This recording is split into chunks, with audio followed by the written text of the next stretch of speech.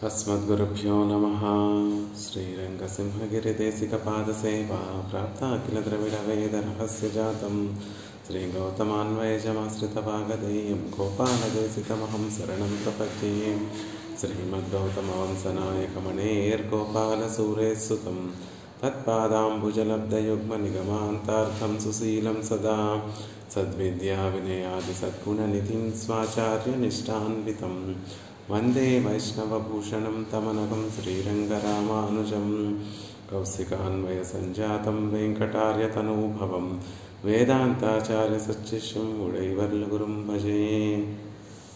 श्रीशैलेशैत्यादिप्रणतोऽस्मि नित्यं नमः श्रीरङ्गनायक्यै यद्ब्रूविभ्रमवेदतः विशेषितव्यवैषम्यनिम्नोन्नतमिदं जगत् श्रीस्तनाभरणं तेजः श्रीरङ्गे संयमाश्रये चिन्तामणिमिवोद्भान्तं उत्सुङ्गे अनन्तभोगिनः श्रीपराशरभट्टार्यः श्रीरङ्गे सपुरोहितः श्रीवत्साङ्कसुतः श्रीमान् श्रेयसे मेस्तु भूयसे।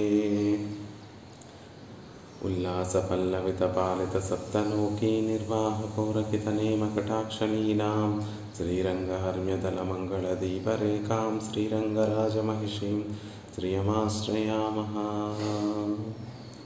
భాగవతోత్తములందరికీ దాసోహాలు సమర్పిస్తూ పరాశర భట్టర్ వారు అనుగ్రహించినటువంటి శ్రీగుణరత్న కోశాన్ని అధ్యయనం చేసేటటువంటి ప్రయత్నం చేస్తున్నాం. అందులో భాగంగా మొదటి శ్లోకాన్ని సేవిస్తున్నాం. శ్రియై సమస్త చిదచిద్విధాన వ్యసనం హరే అంగీకారిభిరాలోకై సార్థయంత్యై కృతోంజలి అని పరాశర భట్టర్ వారు ఆ శ్రీదేవి లక్ష్మీదేవి విషయంలో మొదటి శ్లోకాన్ని మనకు అనుగ్రహించారు. ఆశ్చర్యం చూడండి, ఏదైనా స్తోత్రాన్ని ఆరంభిస్తూ ఉంటే పూర్వాచార్యులందరూ కూడా మొదటిగా ఆచార్య వందనం చేసి తర్వాత వారిని పురుషకారంగా చేసుకొని తర్వాత పరమాత్మని స్తుతిస్తూ ఉంటారు.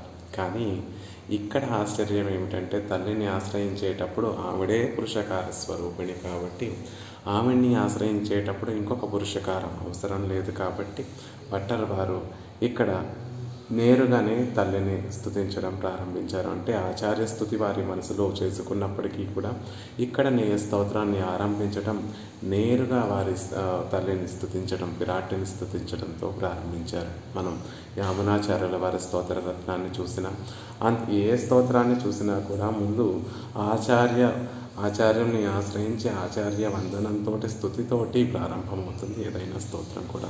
ఇక్కడ విరాట్ని ఆశ్రయించడానికి మరొక పురుషకారం అవసరం లేదండి. ఆవిడ్ని ఎవరైనా ఎప్పుడైనా హాయిగా ఆశ్రయించవచ్చు అనేటటువంటి విషయాన్ని తెలియజేస్తూ అంటే నేరుగా విరాట్నే స్థుతించడం ప్రారంభించారు పరాశర భట్టర్ వారు. శ్రీయై సమస్త చిదచిద్విధాన వ్యసనం హరే అంగీకారిభిరాలోకై సార్థయంత్యై కృతోంజలి.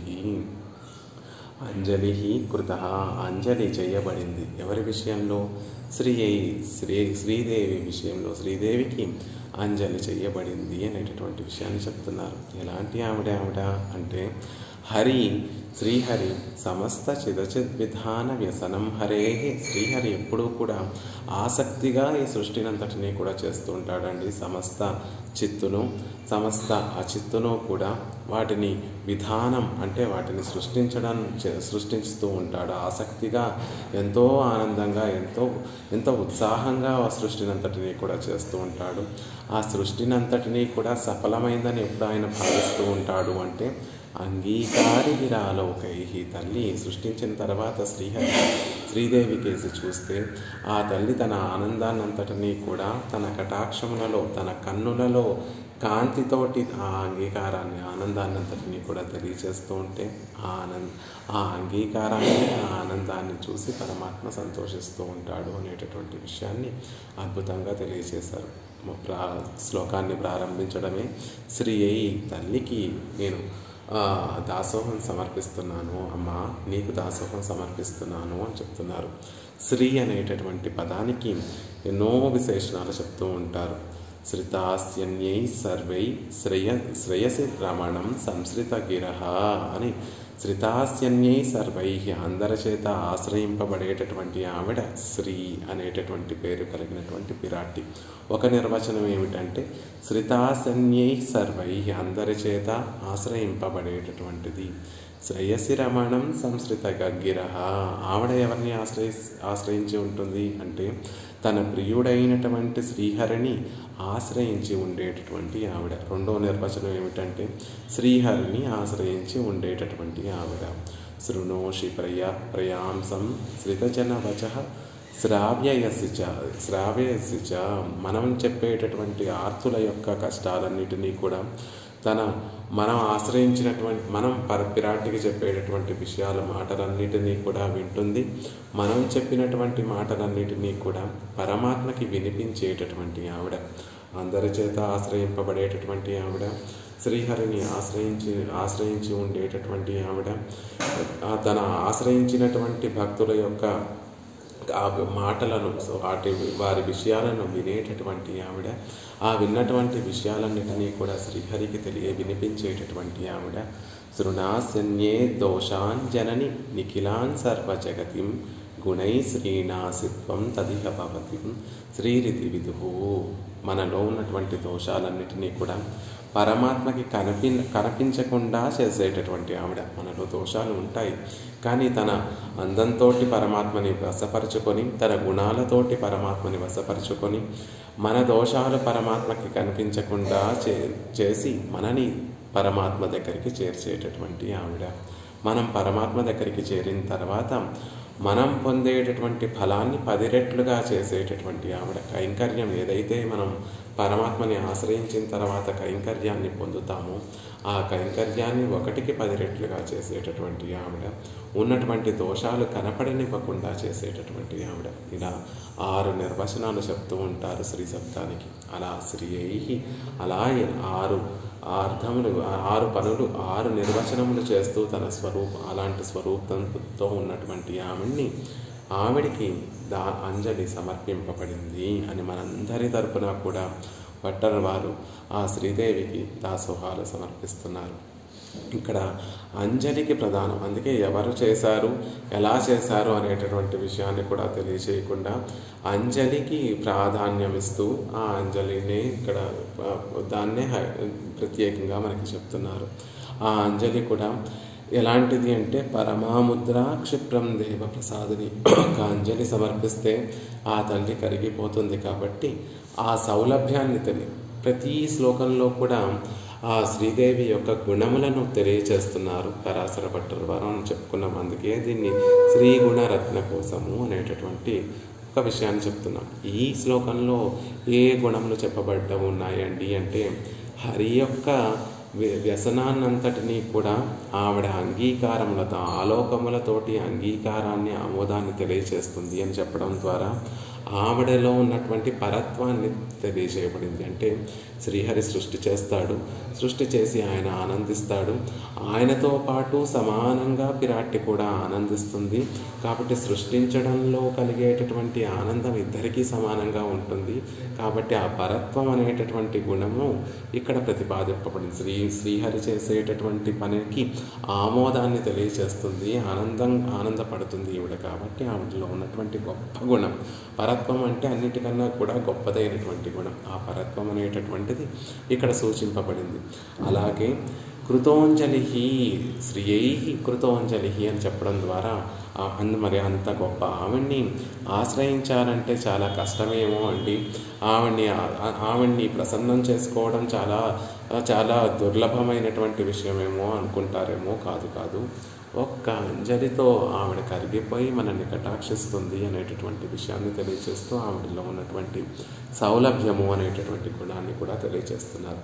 చేతులు జోడించి ఒక చిన్న నమస్కారం సమర్పిస్తే చాలు ఆవిడ కటాక్షం, ఏ కటాక్ష వీక్షణముల కోసం శ్రీహరి కూడా ఎదురు చూస్తూ ఉంటాడో అలాంటి కటాక్ష వీక్షణములు మన మీద కూడా తల్లి ప్రసరింపచేసి మన జీవితాన్ని సార్థకమయ్యేటట్టుగా చేస్తుంది అనేటటువంటి విషయాన్ని అందంగా పరాశర భట్టర్ వారు చెప్పారు. అంతేకాకుండా సాంప్రదాయంలో ఉన్నటువంటి ఒక రహస్యాన్ని కూడా ఈ శ్లోకంలో ప్రతిపాదిస్తున్నారు భట్టర్ వారు. సాంప్రదాయ అర్థాలను కూడా ప్రతిపాదిస్తున్నారు. పరమాత్మ ఏ పని చేసినా కూడా తనిగా చేయడండి, ఒక్కడే చేయడండి. ఎప్పుడూ కూడా ఆవిడతో పాటు లక్ష్మీదేవి, ఆయనతో పాటు లక్ష్మీదేవి ఉంటూనే ఉంటుంది అనేటటువంటి విషయాన్ని చెప్తున్నారు. అకారవాచ్యుడైనటువంటి పరమాత్మ సృష్టిని చేసిన, రక్షణ చేసిన, లయం చేసిన, ఏది చేసినా కూడా లక్ష్మి సంబంధంతోనే ఆ పరమాత్మ ఈ వ్యాపారాలన్నీ కూడా చేస్తున్నాడు అనేటటువంటి విషయాన్ని, సాంప్రదాయ రహస్యార్థాన్ని కూడా తెలియజేస్తున్నారు. మరి సృష్టిలో లక్ష్మీదేవికి భాగం ఉంటుందా అండి అంటే ఆవిడికి భాగం ఉంటుంది. ఎలాగా? సృష్టి చేసిన తర్వాత పరమాత్మ ఆనందిస్తే ఐకరస్యం, ఇద్దరికీ కూడా ఒకే రకమైనటువంటి ఆనందం ఉంటుంది. కాబట్టి పరమాత్మ ఎలా అయితే ఆనందిస్తూ ఉంటాడో సృష్టి చేసిన తర్వాత తల్లి కూడా ఆ విధంగానే ఆనందిస్తూ ఉంటుంది. అందులో సామ్యం ఉంటుందే తప్ప లక్ష్మీదేవి సృష్టి చేయదు, శ్రీహరి మాత్రమే సృష్టి చేస్తాడు. అందుకే సమస్త చిదచిద్విధాన వ్యసనం హరేహి, హరి సృష్టి చేస్తూ ఉంటే ఆవిడ పక్కన ఉండి ఆవిడ ఆమోదాన్ని, ఆనందాన్ని ప్రకటిస్తోంది. యామునాచార్యుల వారు కాంతస్తే పురుషోత్తమ పణిపతి శయ్యాసనం వాహనం అనేటటువంటి మొదటి శ్లోకంలో ఈ ఆదిశేషుడు, గరుత్మంతుడు మిగిలినటువంటి భోగాన్ని అనుభవించవలసినటువంటి విషయములు ఏవైతే హరికి ఉన్నాయో అవన్నీ కూడా పిరాట్టికి కూడా సంబంధించినటువంటివే అనేటటువంటి విషయాన్ని సుస్పష్టంగా తెలియజేస్తారు. అంటే వారిద్దరూ కూడా ఒకే విధంగా ఆనందాన్ని అనుభవిస్తూ ఉంటారు. పరమాత్మకి ఏది ఆనందం కలగచేస్తుందో విరాట్కి కూడా అదే ఆనందాన్ని కలగచేస్తుంది. విరాట్కి దేనివల్ల ఆనందాన్ని పొందుతూ ఉంటుందో పరమాత్మ కూడా దాని నుండి ఆనందాన్ని పొందుతూ ఉంటారు. వారి ఆనందం కూడా ఒకే విధంగా ఉంటుంది అనేటటువంటి విషయాన్ని అక్కడ యామునాచార్యుల వారు సుస్పష్టంగా తెలియజేస్తారు. ఇక్కడ కూడా సృష్టి చేసిన తర్వాత శ్రీహరి ఎంతో పొంగిపోతూ ఉంటాడు, ఆనందపడుతూ ఉంటాడు. ఎందుకు?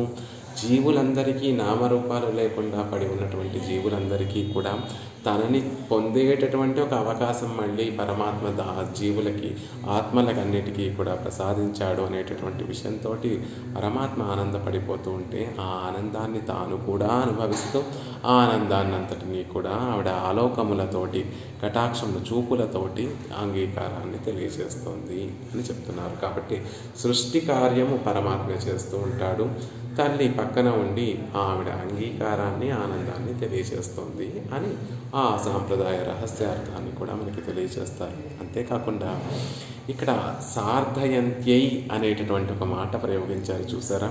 అది ఎంతో చక్కని మాట. ఆ మాట చక్కటి పదం. ఆ పదం సఫలం చేస్తోంది. పరమాత్మ చేసేటటువంటి సృష్టిని అంతటినీ కూడా సఫలం చేస్తోంది ఈవిడ అనేటటువంటి విషయాన్ని తెలియజేస్తున్నారు.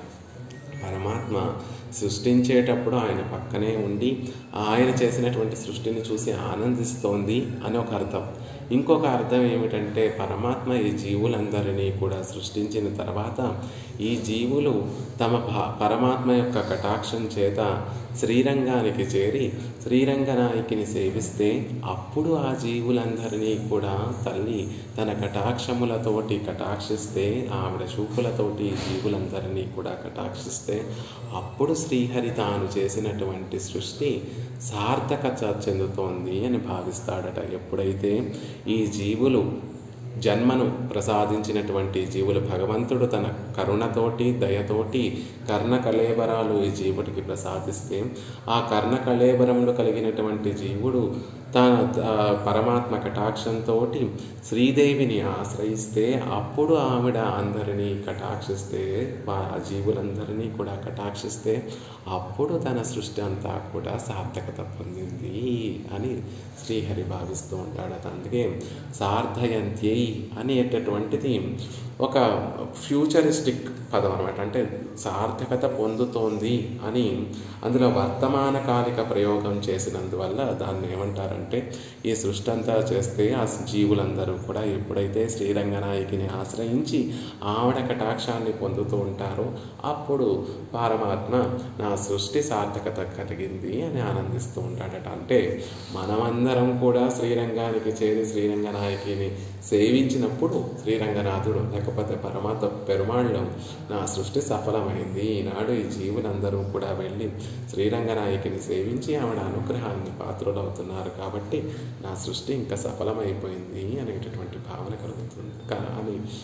కలుగుతుందట హరికి. అప్పుడు తన శ్రమంతా కూడా సృష్టి చేయడానికి పడినటువంటి ఆసక్తి, ఆ శ్రమ ఏముండదు. ఇక్కడ భట్టర్ వారు అధికమైనటువంటి ప్రేమతోటి హరి శ్రమ పడుతున్నాడు అని చెప్తున్నారు.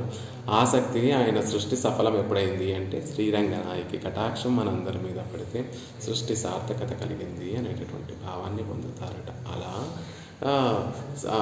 పరమాత్మ తన తాను చేసినటువంటి సృష్టి అంతా కూడా శ్రీదేవి యొక్క కటాక్షంతో దానికి ఒక అర్థం దానికి ఒక సార్థకత కలుగుతోంది అని ఆవిడ కటాక్షముల ఎప్పుడు పడతాయా జీవుల మీద అని వేచి ఉంటాడు శ్రీహరి. అలాంటి కటాక్షములు మన మీద కూడా పడాలి అని భట్టర్ వారు మొదటి శ్లోకంలో తల్లిని ప్రార్థిస్తూ ఆవిడికి అంజలి ఘటించాము. ఈనాడు కొత్తగా తల్లికి దాసోహాలు సమర్పించడం ఏమిటి, ఇప్పటి నుండో తల్లికి దాసోహాలు సమర్పింపబడ్డాయి, అంజలి ఘటించాము ఆవిడికి అనేటటువంటి విషయాన్ని చెప్తున్నారు. అసలు ఇక్కడ ఇలా కూర్చొని భగవద్ గుణానుభవం చేస్తున్నాము అంటేనే ఆ తల్లి కటాక్షం పడినట్టుగా అర్థం. కాబట్టి ఎప్పుడో ఆ తల్లికి దాసోహాలు సమర్పించామండి, ఆ కటాక్షం పడింది మా మీద అనేటటువంటి అర్థాన్ని స్ఫురింపచేస్తూ శ్రీయై సమస్త చిదచిద్విధాన వ్యసనం హరే అంగీకారి విరాలోకై సార్థయంతే కృతోంజలి అని ఆ తల్లి విషయంలో ఉండేటటువంటి వైభవాన్ని మనకి తెలియజేస్తున్నారు.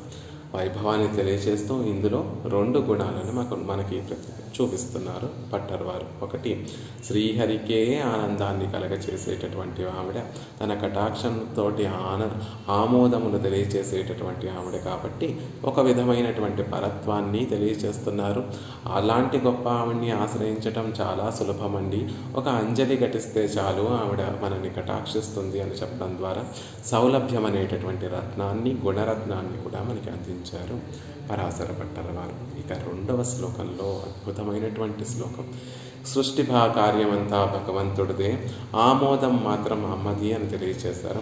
మొదటి శ్లోకంలో ఆమోదం మాత్రమే కాదండి, ఆ సృష్టి జరగడానికి కూడా కారణము ఆవిడ కటాక్షములే అని 2వ శ్లోకంలో ఇంకా ఆ తల్లి యొక్క కటాక్షములనే భట్టర్ వారు ఇంకా పొగుడుతున్నారు, ఇంకా స్తుతిస్తున్నారు. ఒకసారి ఆ తల్లి యొక్క తిరునేత్రాలను చూసిన తర్వాత, ఆ తిరునేత్రములలో ఉన్నటువంటి ఆనంద కాంతినంతటినీ కూడా చూసిన తర్వాత భట్టర్ వారు ఇంకా దానిలోనే ఈడుపడి ఉండి 2వ శ్లోకంలో కూడా ఆ కటాక్షముల యొక్క వైభవాన్ని తెలియజేస్తున్నారు. 2వ శ్లోకాన్ని సేవించి దాని అర్థాన్ని కూడా తెలుసుకునేటటువంటి ప్రయత్నం చేద్దాం.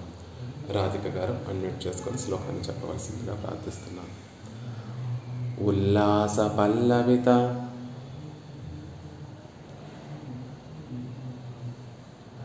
పాలిత సప్తలోకీ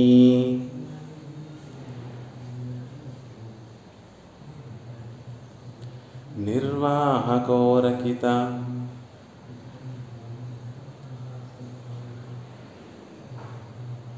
నేమ కటాక్షలీలాం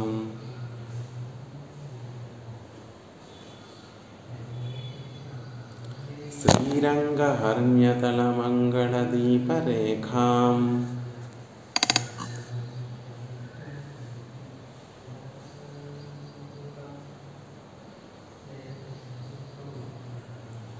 శ్రీరంగరాజమహిషీం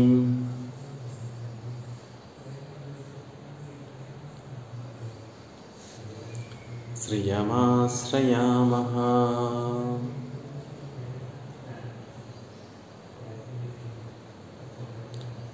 ఉల్లాసపల్లవితపాలిత సప్తలోకీ నిర్వాహకోరకితనేమ కటాక్షలీలాం శ్రీరంగహర్మ్యతలమంగళదీపరేఖాం శ్రీరంగరాజమహిషీం శ్రియమాశ్రయామః.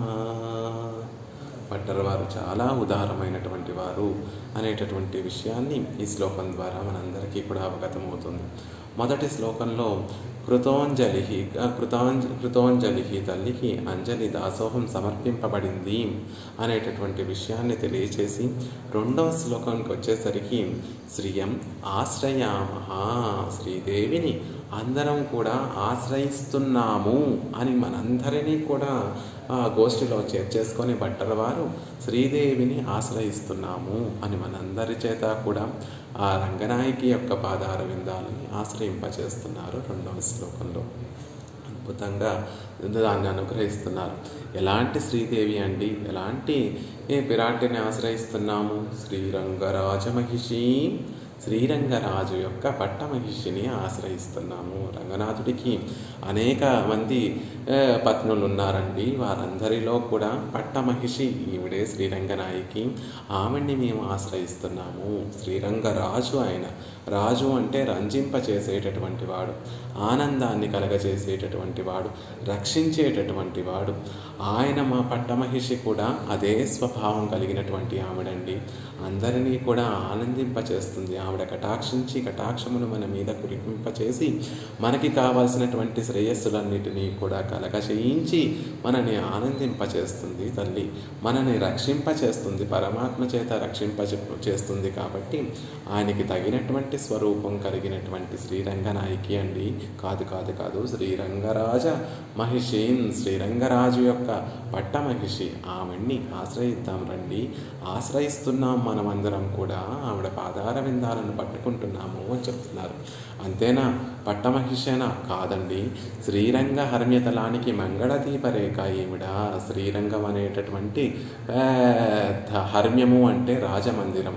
శ్రీరంగమునందలి యొక్క ఆ శ్రీరంగంలో పరమాత్మ వేయించేసి ఉన్నటువంటి ప్రణవాకార విమానం అనేటటువంటి రాజమందిరం ఉంది కదా, దానికి మంగళదీపరేఖగా వెలిగిపోతోంది. కాదు, శ్రీరంగానికే మంగళదీపగా వెలిగిపోతోంది.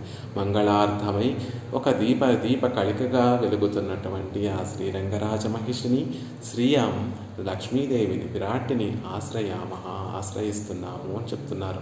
ఆవిడ ప్రత్యేకత ఏమిటండి? ఆవిడ కృపా కటాక్షముల యొక్క ఒక విశిష్టత ఏమిటి అంటే, ఆ కటాక్షములు ఎలా ఉంటాయో తెలుసా అని ఒక రూపకాన్ని చేస్తున్నారు. ఆ కటాక్షములు ఒక సన్నని లేత తీగలాగా ఉంటాయండి. ఎప్పుడైతే ఈ లోకాలన్నీ కూడా పరమాత్మ చేత సృష్టింపబడతాయో, ఆ తీగ, కటాక్షములనేటటువంటి తీగ పల్లవితమవుతుంది, దానికి చిగురు వస్తుంది. అంటే సృష్టి జరగగానే ఆవిడ కన్నులలో ఆనందం కాస్త ఎలా ఉంటుంది అంటే వెల్లి విరుస్తుంది. ఆ ఆనందాన్ని ఎలా పోలుస్తున్నారు భట్టరవారు అంటే, ఒక తీగ ఉందండి. ఆ తీగకు చిగురిస్తే ఎంత అందంగా ఉంటుందో, పరమాత్మ సృష్టి చేసి లోకాలన్నీ కూడా సృష్టింపబడగానే ఆ కటాక్షములనేటటువంటి తీగ చిగురిస్తుంది, చిగురిస్తున్నట్టుగా ఉంటుంది. మరి ఆ తీగ ఎప్పుడు మొగ్గ తొడుగుతుందంటే, ఒక తీగ ఉంటే ఆ తీగ చిగురించగానే ఆ తీగని చూస్తే మనకు ఆనందం కలుగుతుంది. ఆ తీగ కొంచెం పెద్దదయ్యి దానికి ఒక మొగ్గ రాగానే ఇంకా ఆనందం కలుగుతుంది చూసేటటువంటి వారికి. ఆ మొగ్గ పుష్పంగా మారితే ఇంకా ఆనందంగా ఉంటుంది అది చూసేటటువంటి వారికి. లక్ష్మీదేవి యొక్క, శ్రీరంగనాయకి యొక్క కటాక్ష వీక్షమును కూడా ఒక తీగ అండి, లేత తీగ లాంటివి. ఆ తీగ కూడా ఎప్పుడు చిగురిస్తుంది అంటే, పరమాత్మ సృష్టి చేసి ఉల్లాస పల్లవిత. ఉల్లాసము అంటే కనిపించడం, లోకములన్నీ కూడా పరమాత్మ చేత సృష్టింపబడగానే ఆ కటాక్షములనేటటువంటి తీగ పల్లవిస్తుంది, చిగురిస్తుంది అని చెప్తున్నారు. మరి ఉల్లాస పల్లవిత పాలిత సప్తలోకి నిర్వాహక.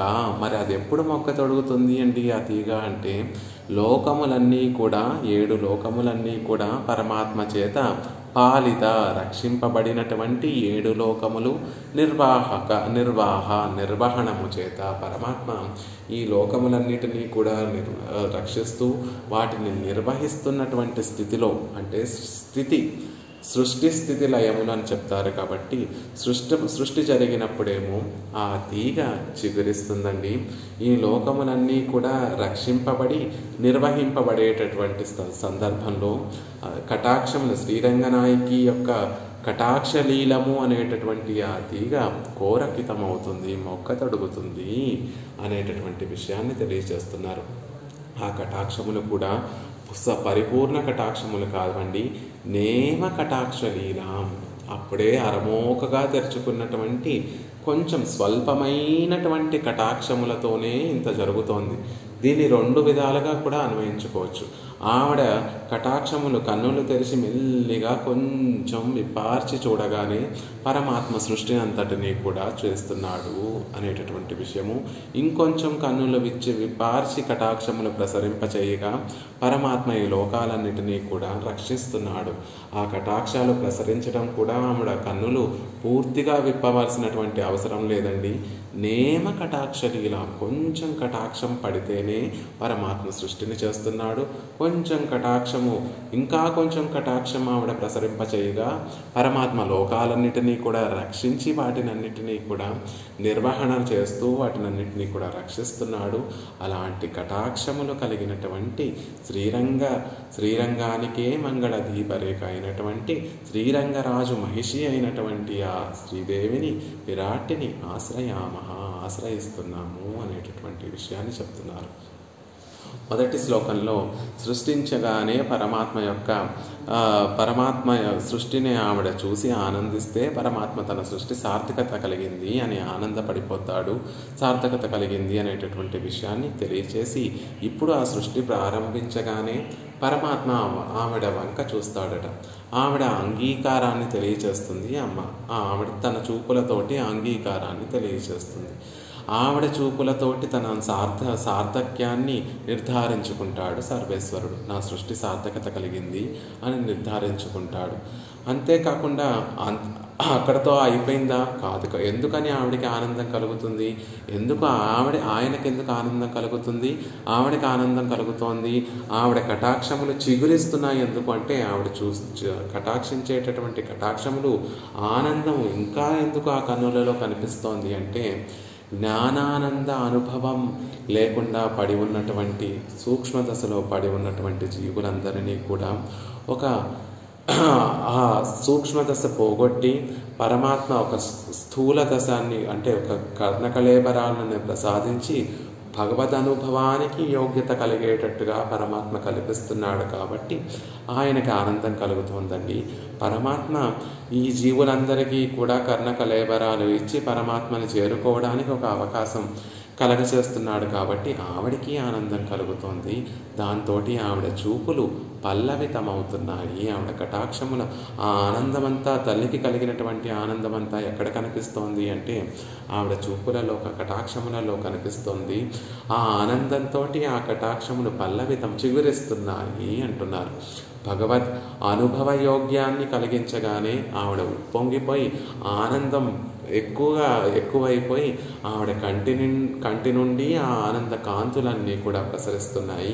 ఆ తిరునేత్రములను చూస్తుంటే అవి పల్లవించాయా అన్నట్టుగా ఉంది. చిగురించాయా, చక్కగా చిగురిని తొడిగాయా ఆ కటాక్షములు అన్నట్టుగా ఉంది అంటున్నారు. అలా సృష్టించి ఊరుకోలేదు సర్వేశ్వరుడు. ఆ సృష్టిని అంతటినీ కూడా నిర్వహించేటటువంటి బాధ్యతను తానే స్వీకరించాడు. అంటే స్థితి నిర్వాహం కూడా పరమాత్మ తానే తీసుకొని ఆ జీవులందరూ కూడా ఉజ్జీవించడానికి శాస్త్రం అనేటటువంటి గొప్ప దీపాన్ని ప్రసాదించాడు. ఆ తర్వాత శాస్త్రంలో చెప్పినటువంటి విషయములు వారికి అవ్వకపోతే తానే రామచంద్రుడిగా, కృష్ణ పరమాత్మగా ఈ లోకంలో అవతరించి తానే చూపించాడు, ఆచరించి చూపించాడు, ఉపదేశించి చూపించాడు. ఆ తర్వాత వాటికి కూడా ఈ లోకంలో ఉన్నటువంటి వారు దిద్దుబాటు కాకపోతే తానే శాస్త్రాన్ని చేతిలో పుచ్చుకొని ఆచార్యుడిగా ఈ లోకంలోకి అవతరించాడు. కాబట్టి సృష్టించి ఊరుకోలేదు సర్వేశ్వరుడు.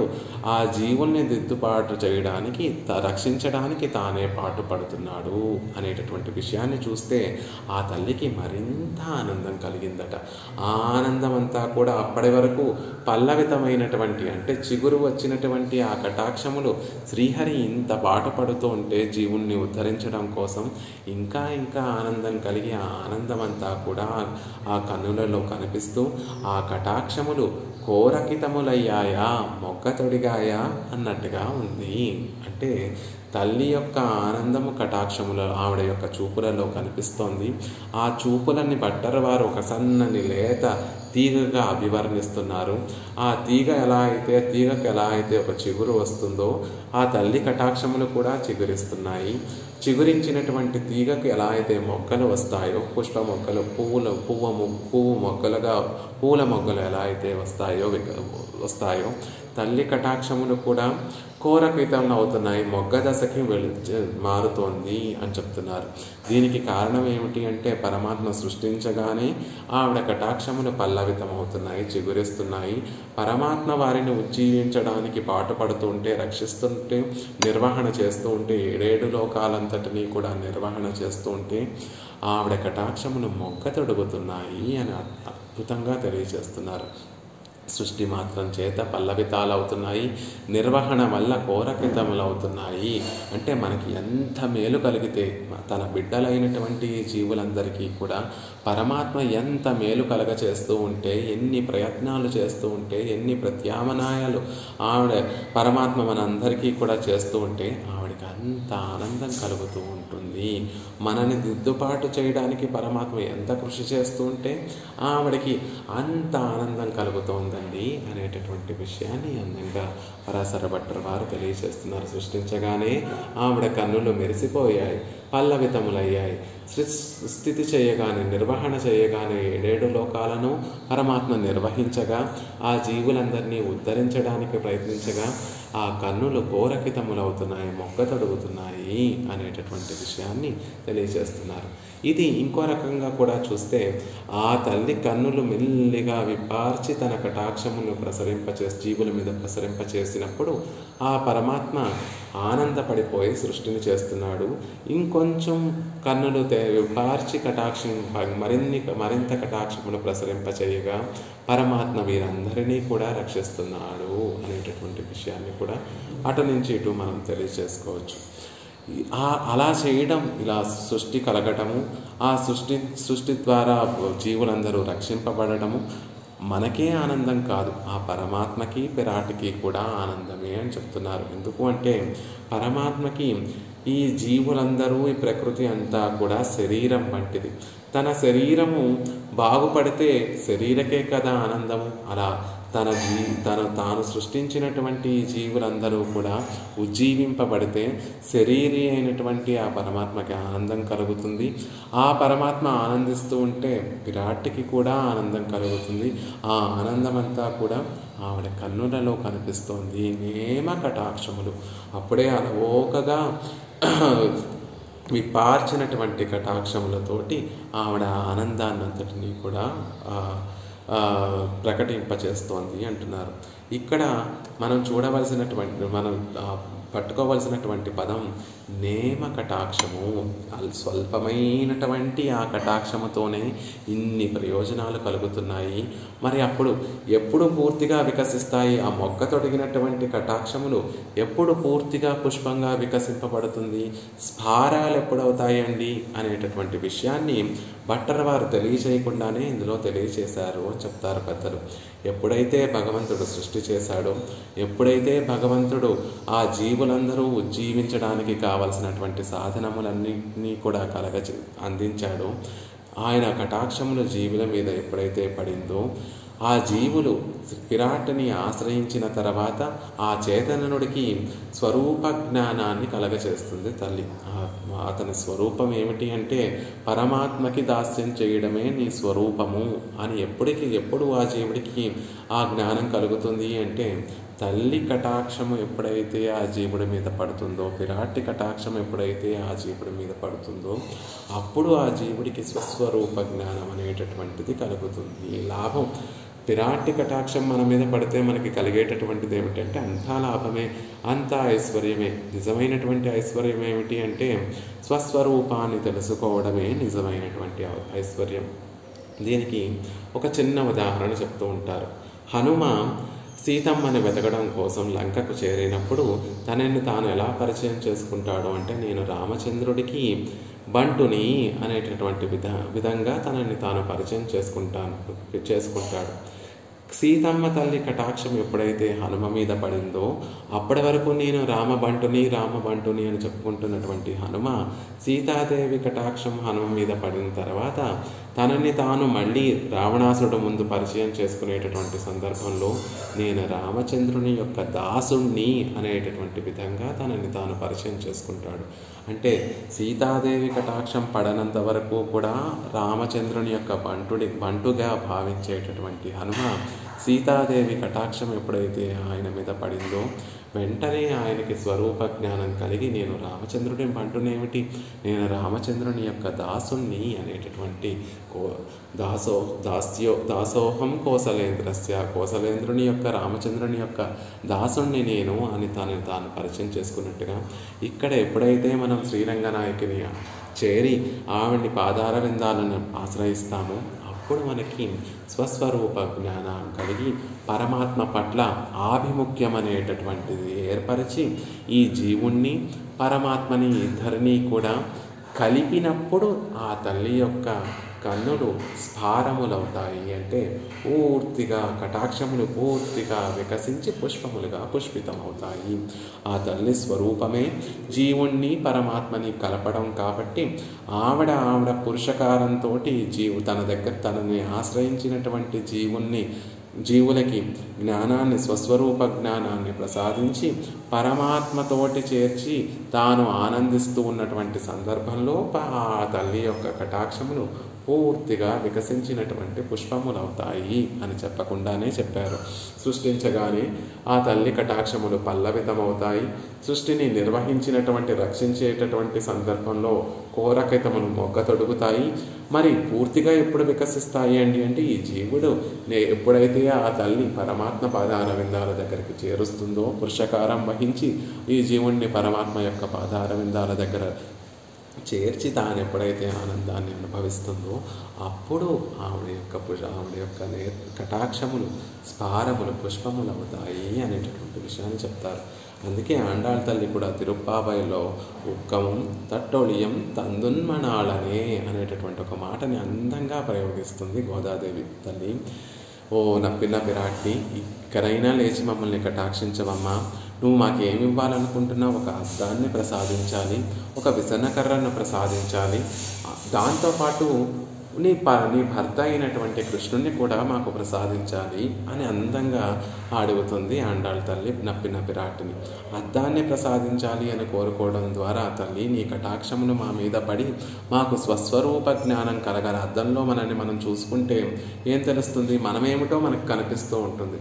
కాబట్టి ఆ అద్దము అంటే స్వస్వరూప జ్ఞానాన్ని మాకు ప్రసాదించు, యాథాత్మ్య జ్ఞానాన్ని మాకు ప్రసాదించు తల్లి అని ఆండాళ్ తల్లి నప్పిన పిరాటిని ప్రార్థిస్తోంది. ఆ తర్వాత తట్టొళియం తందున్మణాలు, ఒక విసనకర్రను ప్రసాదించు అని ప్రార్థిస్తోంది. మనం పడేటటువంటి శ్రమ అంతా కూడా పోగొట్టుకునేటట్టుగా ద్వయమంత్రం అనేటటువంటి ఒక చక్కటి విసనకర్రను మాకు ప్రసాదించు.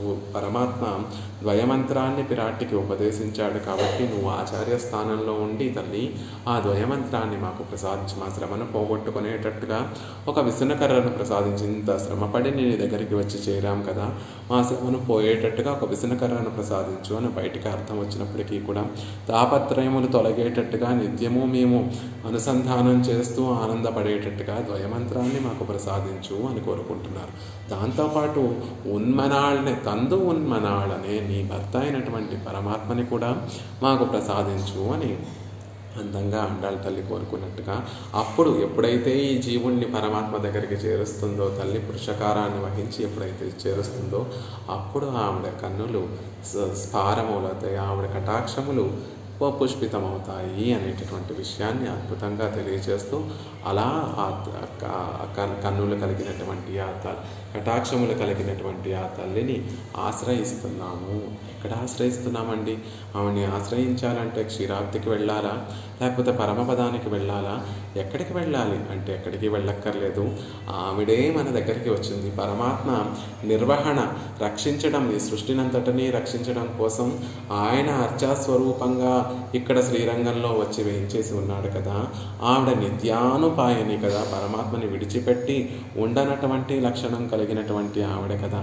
ఆయనని అనుసరిస్తూ ఈ జీవులందరినీ కూడా రక్షించడం కోసం ఆవిడ కూడా శ్రీరంగానికి వచ్చి వేయించేసిందండి.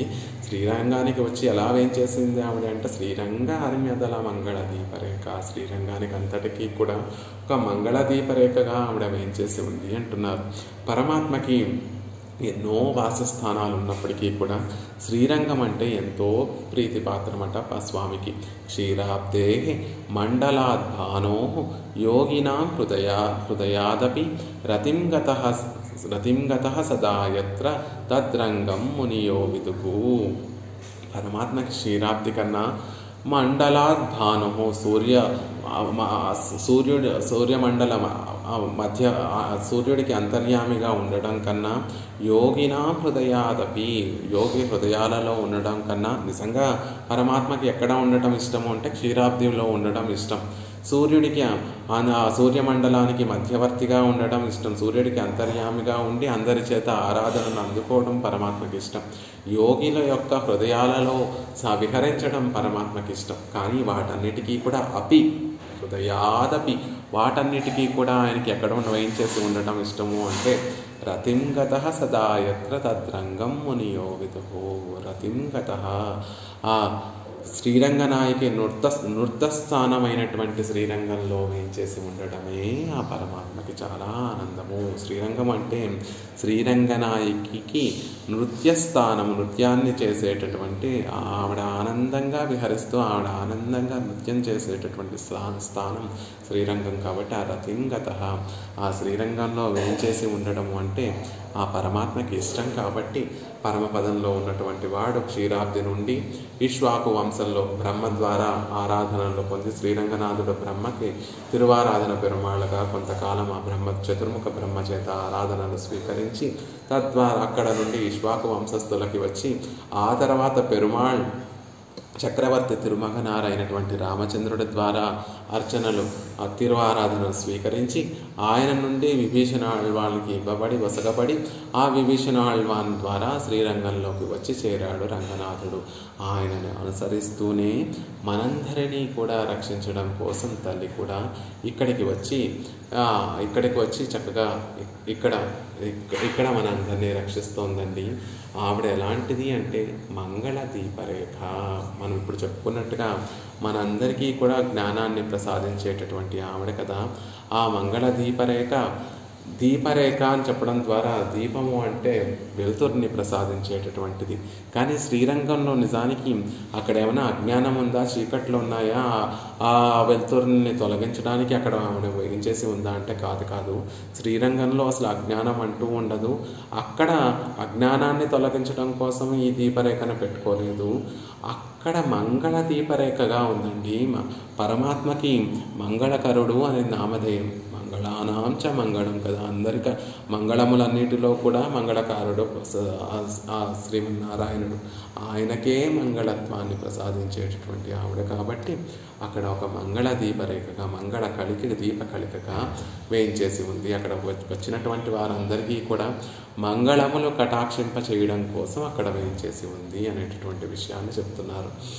అంతేకాదండి, పరమాత్మని చూపించేటటువంటి ఆవిడ పిరాట్టి కాబట్టి, శ్రీరంగనాయకి కాబట్టి, శ్రీరంగనాథుడిని చూడాలి అంటే నేరుగా మనం వెళ్ళి శ్రీరంగనాథుడిని సేవిస్తే శ్రీరంగనాథుడిని మనసుతో చూడలేమండి. ఎప్పుడు మనం మనసుతో చూడగలము అంటే ఇదిగో ఈ దీపరేఖను ముందుంచుకొని శ్రీరంగనాథుడిని సేవిస్తే అప్పుడు ఆయన కటాక్షం మన మీద పడుతుంది.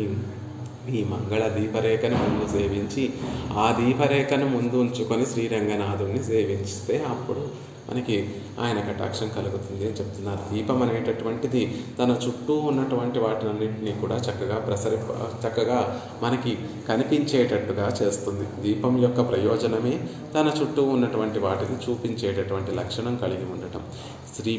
శ్రీరంగనాయకి అనేటటువంటి మంగళ దీపరేఖ ఏం చేస్తుంది అంటే, ఆ శ్రీరంగానికి చేరినటువంటి భాగవతోత్తములు భక్తులు మనలాంటి సంసార బద్ధులందరికీ కూడా శ్రీరంగనాథుడి యొక్క పాదార విందములను చూపించి వాటిని పట్టుకునేటట్టుగా చేస్తుంది ఈ మంగళ దీపరేఖ. ముందు శ్రీరంగనాయకిని సేవించి ఆవిడ కటాక్షములు మన మీద పడితే పరమాత్మను సేవింపచేసేటటువంటి ఆవిడ పురుషకారంగా ఉండి ఆ పురుషకార స్వరూపురాలు కాబట్టి మనందరి చేత పరమాత్మ పాదార విందాలు పట్టుకునేటట్టుగా చేస్తుంది. ముందు అసలు ఆ పాదార విందాలు ఎక్కడున్నాయో మనకి తెలియాలి కాబట్టి మంగళ దీపరేఖ తన కాంతితోటి పరమాత్మని దర్శింపచేస్తుంది. నిజానికి చమత్కారంగా మనం చెప్పుకోవాలి అంటే ఒక కాళ మేఘమండి రంగు పట్టరు వారే శ్రీరంగ రాజస్తవంలో చెప్తారు. ఒక నల్లటి మేఘం వచ్చి ఆ ప్రణవాకార విమానంలో ఉందండి.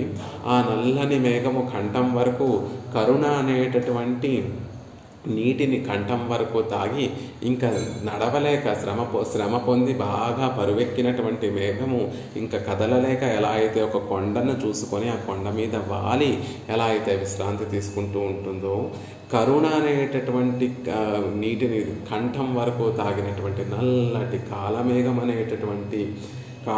అనేటటువంటి రంగనాథుడు ప్రణవాకార విమానం అనేటటువంటి ఒక పెద్ద పర్వతాన్ని ఆసరాగా తీసుకొని అక్కడ వేంచేసి ఉన్నాడు అని చెప్తారు. అలా ఆ నల్లటి వాడిని మనం వెళ్ళి వెతుక్కుంటే, ఆ మూల సన్నిధిలో వెతుక్కుంటే మాత్రం కనిపిస్తాడా? ఆ నల్లటి వాడు ఎవరికి కనిపించాలనుకుంటాడో వారికి మాత్రమే కనిపిస్తాడు పరమాత్మ. మరి ఆయన కటాక్షం మన మీద పడి ఆయన మనకి దర్శనాన్ని ప్రసాదించాలి, మనని కటాక్షించాలని ఎప్పుడు అనుకుంటాడు అంటే ఎప్పుడైతే శ్రీదేవి యొక్క కటాక్షం, శ్రీరంగనాయకి యొక్క కటాక్షం మన మీద పడుతుందో, ఆ మంగళ దీపరేఖను ఎప్పుడైతే మనం పుచ్చుకొని మనం సన్నిధికి పెరుమాళ యొక్క సన్నిధికి చేరుతాము, అప్పుడు ఆ నల్లని కాలమేఘాన్ని, కరుణతో నిండినటువంటి కాలమేఘాన్ని దర్శించగలము. ఆయన పాదార విందాలు దర్శించగలము. ఆయన చిరునవ్వులు కురిపించేటటువంటి ఆయన తిరుముఖ మండలాన్ని సేవించగలము. కరుణతో నిండినటువంటి ఆయన కటాక్షములను సేవించగలము. ఆ కటాక్షములు మన మీద పడి అప్పుడు మనకి ఆయన పాదార విందాలని ఆశ్రయించగలం. అందుకే శ్రీరంగ హర్మ్యదల మంగళ దీపరేఖ. వచ్చినటువంటి వారందరికీ కూడా మంగళాలను కలగచేస్తూ ఉండేటటువంటి ఒక మంగళ దీపకళిక ఆవిడ. మంగళములు కలగచేయటము అంటే పరమాత్మ యొక్క పాదార విందాలని ఆశ్రయించేటట్టుగా చేసేటటువంటి దీపరేఖ ఆవిడ. అదే మంగళములు కలగచేయటం అంటే మనకి కలిగించవలసినటువంటి మంగళములు ఏమిటి అంటే, నాకు ఇతర కోరికలు ఏమీ లేవయ్యా, నీ పాదార విందాలను పట్టుకోవడమే నాకున్నటువంటి కోరిక, నీ పాదార విందాలకి సహజ దాస్యం చేయడమే నాకు కావలసినటువంటి కోరిక అనే కోరికను పరమాత్మ ముందు విన్నపం చేస్తూ ఆయన పాదార విందాలు పట్టుకునేటటువంటి మంగళములు మనకి కలగచేసేటటువంటి మంగళ దీపరేఖ ఆ శ్రీరంగ హర్మ్యతలం మీద వేయించేసి ఉందండి. నిజానికి శ్రీరంగం రంగనాయకిదే. ఆవిడ వచ్చి ముందు వేయించేస్తే తర్వాత పరమాత్మ వచ్చి అక్కడ వేయించేశాడు అనేటటువంటి విషయాన్ని కూడా తెలియజేస్తూ ఉంటారు. అలా పరమాత్మను దర్శింపచేసి పరమాత్మ కటాక్షం మన మీద కలిగేటట్టుగా చేసేటటువంటి మంగళ దీపరేఖ ఆవిడ అంటున్నారు. ఇంకొక చమత్కారమైనటువంటి విషయం ఏమిటంటే, భగవంతుణ్ణి ఆశ్రయించాలి అంటే లక్ష్మీ పురుషకారం అవసరం. చీకటి గదిలో వేరొక వస్తువుని చూడాలి అంటే ఒక దీపం అవసరం. కానీ దీపాన్నే చూడాలి అంటే మరొక దీపం అవసరం లేదు కదా. దీపం తనని తాను చూపించుకుంటూ ఉంటుంది. తన చుట్టూ ఉన్నటువంటి వస్తువు జాతాన్నంతటినీ కూడా మనకి దర్శింపచేస్తూ ఉంటుంది. అలా పరమాత్మని చేరుకోవడానికి పిరాటి యొక్క పురుషకారం అవసరం అండి.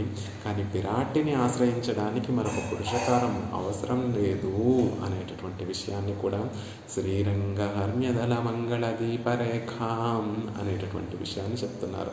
ఆవిడ్ని ఆశ్రయించడానికి ఆవిడొక దీపరేఖ అండి, దీపకళిక. పరమాత్మని ఆవిడ చూపిస్తూ ఉంటుంది, తనని తాను కూడా ప్రకాశింపచేసుకుంటూ ఉంటుంది.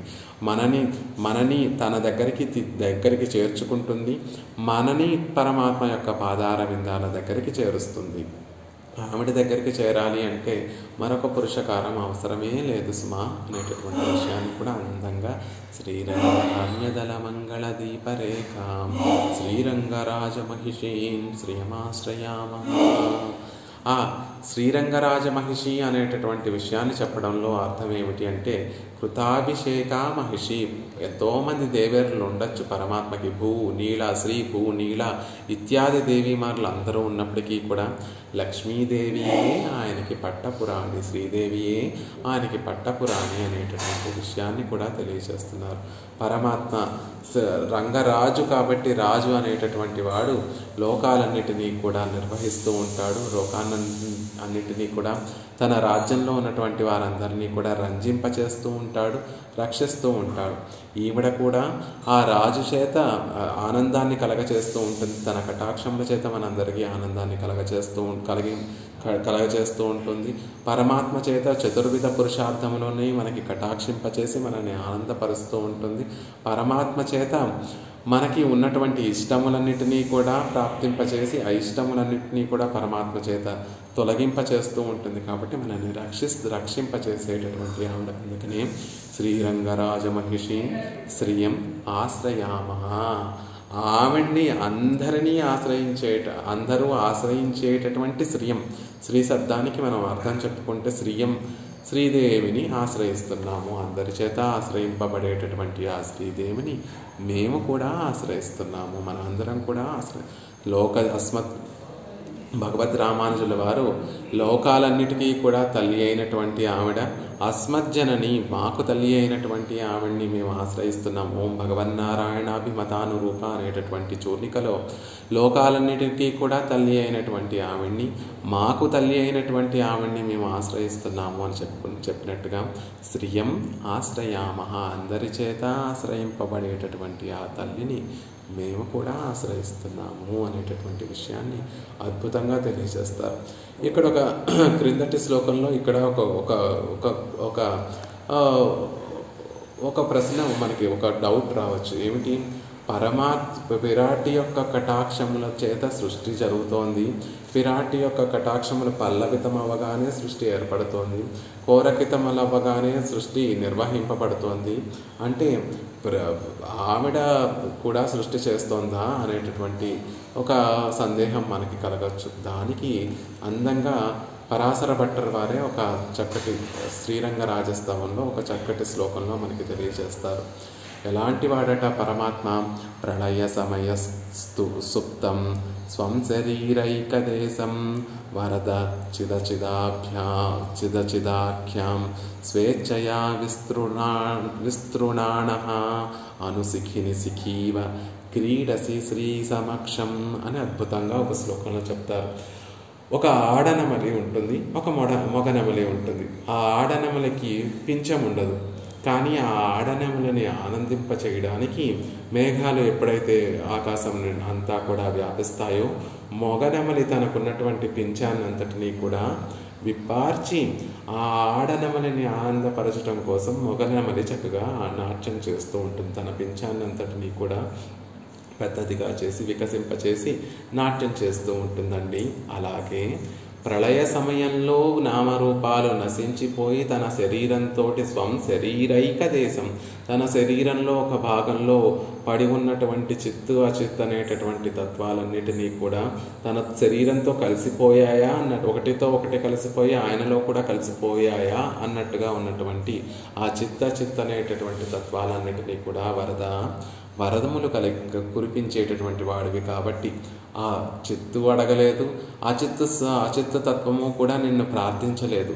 సహజంగా దయ కలిగినటువంటి వాడివి కాబట్టి, సహజంగా వరములు ప్రసాదించేటటువంటి వాడివి కాబట్టి చిదచిదాఖ్యాం స్వేచ్ఛయా విస్తృణానః, స్వేచ్ఛగా నీ యొక్క సంకల్పంతో వాటినన్నిటినీ కూడా విస్తరింపచేశావు. అంటే మళ్ళీ అవి సృష్టి జరిగేటట్టుగా చేశావు. ఎలా ఉంది అంటే ఇది అనుసిఖిని సిఖీవ క్రీడసి శ్రీ సమక్షం.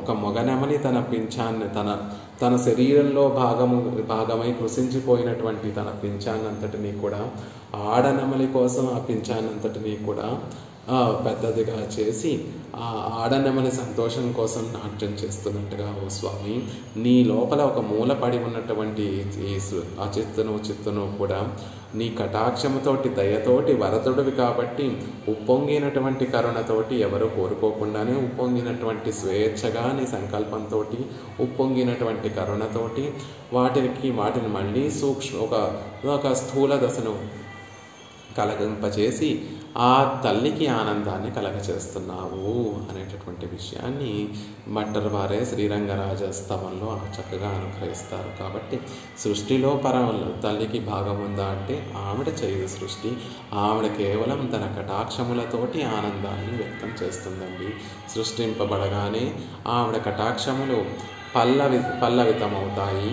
ఆ సృష్టి రక్షింపబడగానే, నిర్వహింపబడగానే, 7 లోకాలు పరమాత్మ చేత నిర్వహింపబడగానే ఆవిడ కటాక్షములు కోరకితములు అంటే మొక్క తొడుగుతాయి. ఎప్పుడైతే ఈ జీవుణ్ణి పరమాత్మ దగ్గరికి చేరుస్తుందో, గటికురాలుగా ఉండి పరమాత్మ దగ్గరికి చేర్చి ఆనందిస్తుందో, అప్పుడు స్ఫారములు అవుతాయి, చక్కగా వికసిస్తాయి అనేటటువంటి విషయాన్ని సరిగ్గా తెలియచేస్తూ, ఇదంతా కూడా ఆవిడ పూర్తి కటాక్షములతో కాదండి, నేమ కటాక్ష లీల, కొంచెం కటాక్షంతోనే సృష్టి జరుగుతోంది, అవి రక్షింపబడుతున్నారు, వారందరూ ఉజ్జీవింపబడుతున్నారు. అలాంటి కటాక్షములు కలిగే ఆవిడ కొంచెం కటాక్షములతోనే ఇంత గొప్ప లాభం కలుగుతూ ఉంటే, మనం శ్రీరంగం చేరి ఆవిడ పాదార విందాలను ఆశ్రయించి ఆవిడ పరిపూర్ణ కటాక్షాలు పొందితే ఇంకెంత గొప్ప లాభం కలుగుతుంది అనేటటువంటి విషయాన్ని తెలియజేస్తూ, శ్రీరంగ హర్మ్యదల మంగళ దీపరేఖ, ఆ శ్రీరంగానికి ఒక మంగళ దీపకళికగా వేయించేసి ఉన్నటువంటి శ్రీరంగరాజమహిషి, పట్టమహిషి అయినటువంటి ఆవిడ పరమాత్మ ఎలా అయితే రంజింపచేసేవాడు, రక్షించేటటువంటి స్వభావం కలిగినటువంటి వాడు, ఆయనని అనుసరించి ఈవిడ కూడా జీవులందరినీ కూడా ఆనందింపచేస్తూ రక్షింపబడేటట్టుగా చేస్తూ ఉండేటటువంటి ఆవిడ. కాబట్టి శ్రీరంగరాజమహిషి శ్రియం ఆశ్రయామః, శ్రీరంగనాయకిని ఆశ్రయిస్తున్నాను, అందరి చేత ఆశ్రయింపబడేటటువంటి ఆ శ్రీరంగనాయకిని మేము కూడా ఆశ్రయిస్తున్నాము అని అందంగా భట్టర్ వారు 2వ శ్లోకంలో చెప్తున్నారు. ఆ తల్లి కటాక్షములను ఒక తీగగా పోలుస్తూ, ఆ తీగ ఎప్పుడు చిగురిస్తుంది, ఆ తీగ ఎప్పుడు పల్లవిస్తుంది, ఎప్పుడు మొగ్గ తొడుగుతుంది అంటే, పరమాత్మ సృష్టి చేసినప్పుడు ఆ కటాక్షములు అనేటటువంటి తీగ చిగురిస్తుందని, పరమాత్మ రక్షించినప్పుడు పాలిత సప్తలోకి నిర్వాహ లోకాలన్నిటినీ కూడా పాలిస్తూ, 7 లోకాలన్నిటినీ కూడా పాలిస్తూ నిర్వహించినటువంటి సందర్భంలో ఆ కటాక్షములు కోరకితమవుతాయి, మొగ్గ తొడుగుతాయి అనేటటువంటి విషయములు తెలియజేస్తూ, అలాంటి కటాక్షములతోటి మనందరినీ కూడా ఆ తల్లి కటాక్షించాలి అని పరాశర భట్టర్ వారు శ్రియం ఆశ్రయామః, శ్రీదేవి ఆశ్రయిస్తున్నాము అని ఆవిడ చేత ఆవిడ పాదారవిందాల దగ్గరికి మనందరినీ కూడా తీసుకొని వెళ్ళి దాసోహ సమర్పణం చేయిస్తున్నారు భట్టర్ వారు ఈ శ్లోకంలో. ఉల్లాస పల్లవిత పాలిత సప్తలోకి నిర్వాహకోరకిత నేమ కటాక్షలీలాం శ్రీరంగార్మ్యదళ మంగళ దీపరేఖా శ్రీరంగరాజమహిషీం శ్రియమాశ్రయామః. శ్రీమతే రమ్యజా మాతృమునీంద్రాయ మహాత్మనే శ్రీరంగవాసినే భూయాత్ నిత్యశ్రీః నిత్యమంగళం.